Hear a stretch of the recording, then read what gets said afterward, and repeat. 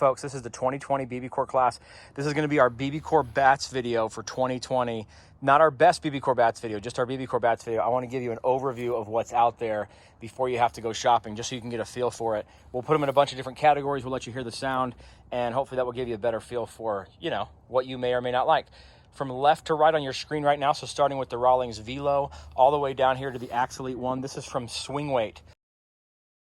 So the one on the far left is the lightest swing.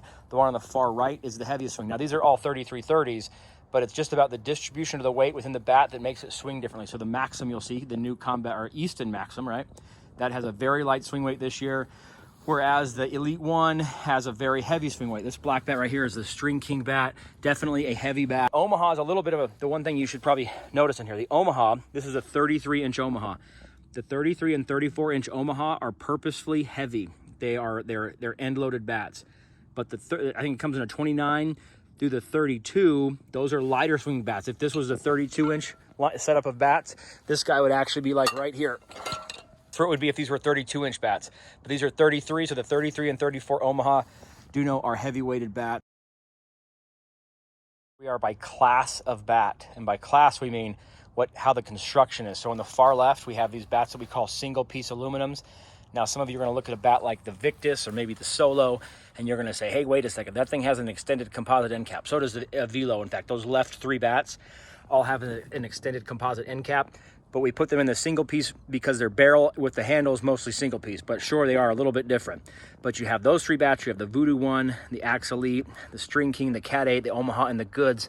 Those are all single-piece aluminum bats. You have the lone single-piece composite BBCOR bat. Dirty South Bats makes one of these as well, but of course it's not here in the pile. You then have the very expensive two-piece composite bats. These are generally the most expensive types of bats here. That's the CF, the Quattro Pro, the Avenge, the Meta, the ADV 360, and the Prime. Then you have what we call hybrid bats, and that's going to be the DeMarini Voodoo, the DeMarini Goods, the Elite, and the Select Power. We're disappointed that there's not more of these bats. We are missing the Fuse from Easton. You think of them in category. You think, and we talk about this a lot on the site, but do you want a two-piece composite? Do you want a single-piece bat? Do you want that single piece to be composite? Well, that makes it an easy choice, right? Because there's just one of them. Or do you want a hybrid bat?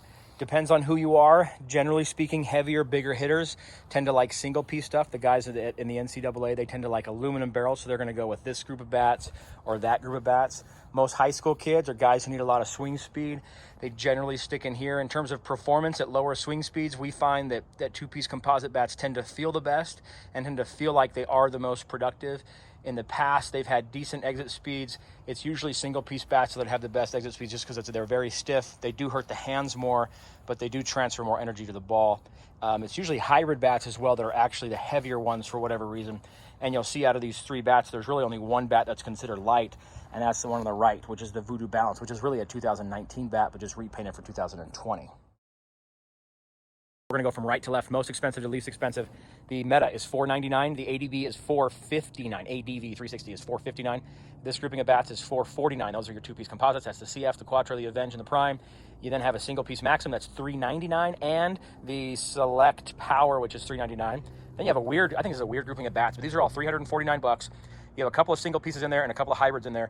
The Victus Vandal's $349. Somehow the Cat 8, by the way, is only $299. But anyways, the Victus Vandal's $349. So is the Velo, a single piece Velo for $349. I'll be honest, I'm not sure what they were thinking this year, but in any event, that's the price of it.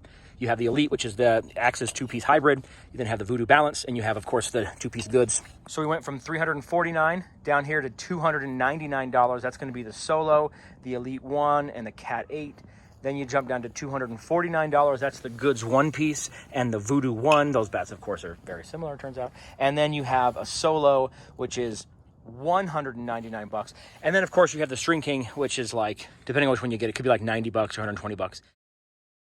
By barrel size, so from right to left, is the size of the barrel, meaning that how long is the barrel at the maximum size? How much does this really matter in like a real game? I don't know if it matters much, but if you care about barrel size, here it is from right to left. Maxim, ADV, Axe, Avenge, Quattro Pro, CF, Meta, Cat 8, Victus, Prime, the Goods two-piece, the Goods one-piece, the Axe Elite, the String King, the Velo, the Power Select, which we actually found that pretty surprising, honestly, but does kind of have a small barrel, super heavy swing, but there you go. The Select Power, the Solo, the Elite 1, the Omaha, and then the Voodoo 1 and the Voodoo Balance. Those are by barrel size. Now we're gonna do the sound of the barrel. So this is the sound of the barrel, and you'll see how it works.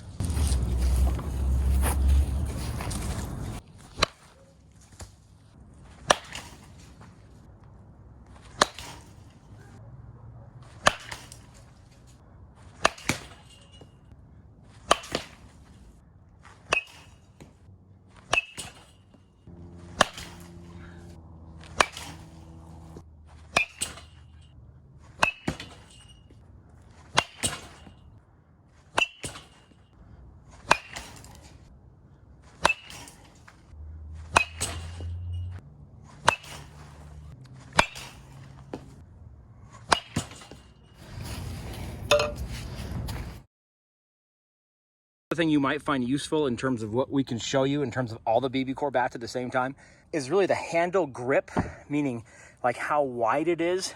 There's very little difference between what we would call the skinniest handle, the Rawlings Quattro, and what we'd call the biggest handle, which is the Marucci Cat 8. But it's definitely a difference. If you're going to notice just the difference in size of that handle right there versus the difference in size, and I just mean like girth, right? It's just skinnier versus that thing, which is just bigger. Victus feels a lot like that. The ones, honestly, from about right there, which is the Easton Maxim, all the way down through about right here, which is the DeMarini Voodoo, all those honestly feel really, really close to the same. But you do have these ones that feel a little bit smaller, like the Rawlings Quattro, as well as the Velo, which isn't as thin as you can see. It's not as thin. The other thing our hitter has mentioned a lot, axe handle is thick down here, but the top hand is actually pretty thin up here. So when you're holding that top hand, so your right hand, your right hand, it actually gets pretty thin, about as thin as that Quattro is. It's a 2020 BBCOR lineup.